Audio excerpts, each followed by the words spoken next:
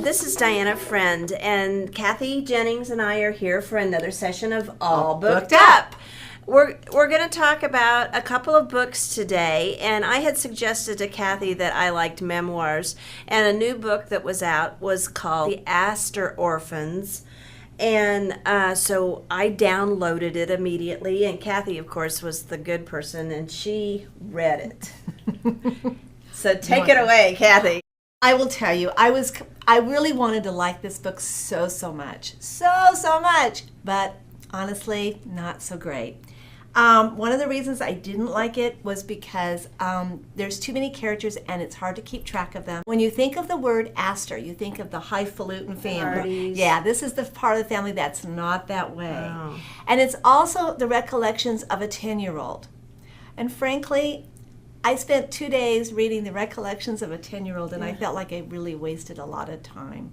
What do you remember as a 10-year-old? I'm trying to figure out what I remember as a 10-year-old. I just thought this book was not very good. So if you're looking for a really good memoir, this is not it. Well, Kathy, earlier in our All Booked Ups, we did talk about a really good memoir. We did. And that was Mrs. Kennedy and Me by Clint Hill. We did, and that is an Right. excellent memoir because it's actually easy to read. The characters are easy to understand.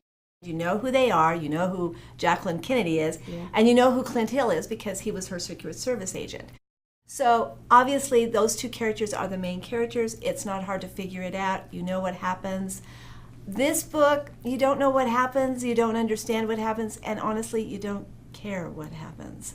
So in that regard, I wouldn't say don't read this book. People's memories are a little faulty sometimes. They are, and in this book, they're real faulty, and especially a 10-year-old. It's kind of hard to understand why you would want to read a 10-year-old's memory. Okay.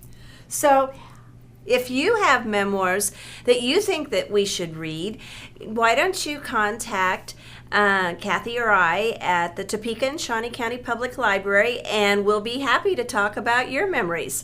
good job. Okay? That wraps us up for another edition of All Booked Up. We'll see you later. Bye-bye.